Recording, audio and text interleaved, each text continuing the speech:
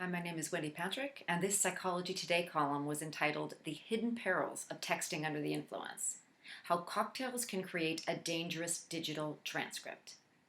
Now, I probably didn't need to tell you this. Everybody knows this is a problem.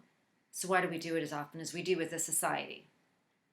We know there are many activities that it is unwise to attempt after drinking: driving, operating equipment, caring for children. The list goes on. Sometimes even shopping is on that list. In a previous column, I talked about how cocktail choice predicts online spending, noting how alcohol's disinhibition effect impacts decision making. Businesses like to capitalize on this reality, serving free champagne at events. Many casinos serve free alcohol if you're gambling. But it's just one more of those things that we need to consider in terms of how alcohol impacts our interaction, both professional and personal.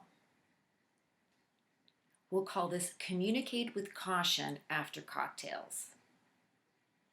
If you've ever received a late night phone call from someone who has been drinking, or made one yourself, God forbid, you know that sometimes cocktails spark contact. We used to say drunk dialing when I was young because we actually used rotary phones. But for some normally reserved individuals, less than half a glass of wine can instill the courage to make that call. Here's the problem. When we are even a bit compromised, we make mistakes. We reveal things and use words we might otherwise not, which can be dangerous depending on who we're communicating with. And unlike words spoken on a phone call, which are perhaps more easily dismissed or forgotten, thankfully in some cases, digital communication is memorialized, potentially forever. Texting has widely become the type of popular communication option for many people, both young and old. We do it throughout the day.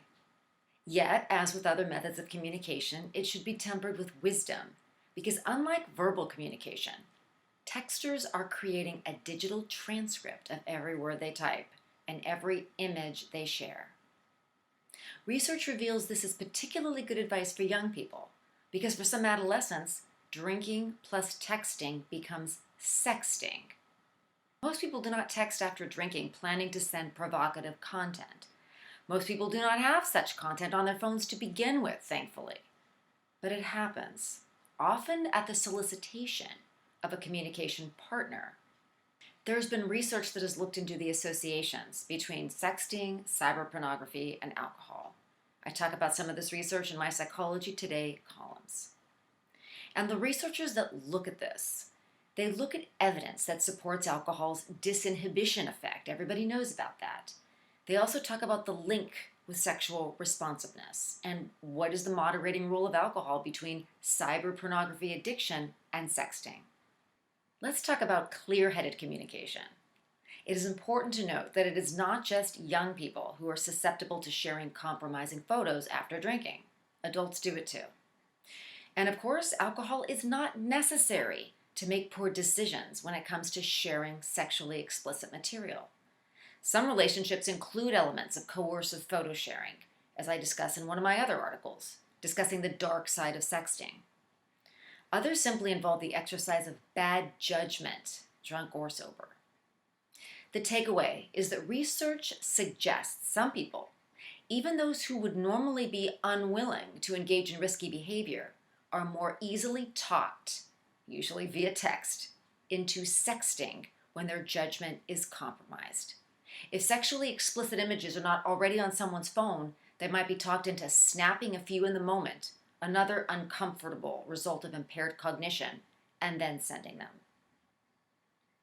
In all settings, we can agree that sober communication is the safest, because in today's world, many people would rather text than talk.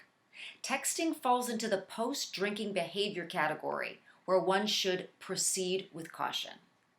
Even people who would not be caught dead with a compromising image on their phone might slur their text after drinking, even further than autocorrect can ironically butcher.